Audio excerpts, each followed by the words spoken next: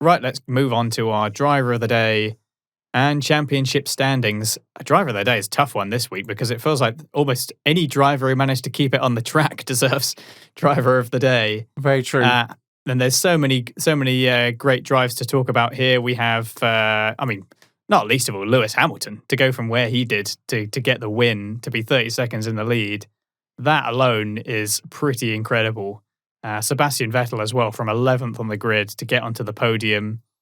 And Sergio Perez holding onto that second place. Lots of really good performances. My driver of the day, though, is Carlos Sainz. Up 6 places on lap 1. A lot of on-track overtakes. He got past Stroll, he got past Albon. He managed to... I don't think he made a mistake the entire race. I mean, he was pretty much flawless all the way through. I certainly didn't see one from him. He had the pace to take it to the cars that were in front of him, and he managed to hold on to his tyres. He didn't seem to be struggling. Started from 15th, ended up 5th in a period where McLaren had really struggled during the earlier parts of the race weekend and are in an extremely feisty battle for third place in the Constructors' Championship. Yeah, it's a brilliant performance for Carlos Sainz from me. I think shout out to the other drivers, but Sainz had the consistency. Yeah, I completely agree. However, my driver of the day is Lewis Hamilton. Fair enough. For obvious reasons. I'm not going to go through every single reason. I think we've highlighted them in this podcast. Really good drive, kept cool, calm, and collective. Did what needed to be done. And I think it just highlights why he's now a 7-time world champion.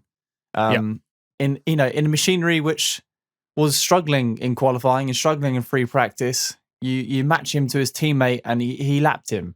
It's crazy. They're in identical cars, and he managed to pull out a 30-second lead to P2, lapped his teammate who finished, over a lap behind him.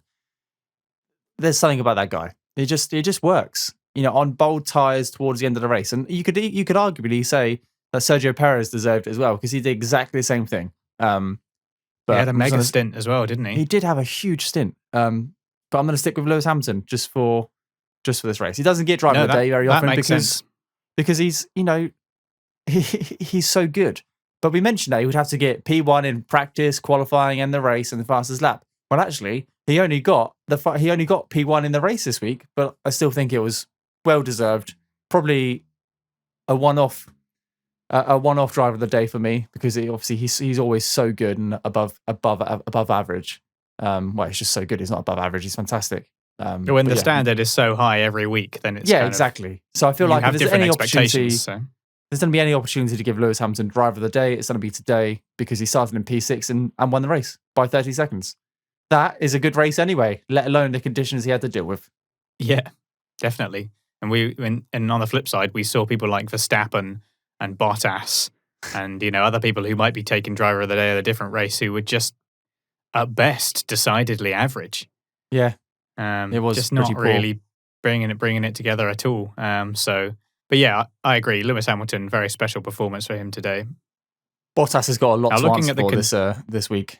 Yeah, it's just not very good at all. I mean, we know that they were struggling, but to spin not that many times and to just be absolutely nowhere and to get lapped by your teammate, yeah, it's emblematic of the way that this championship has gone.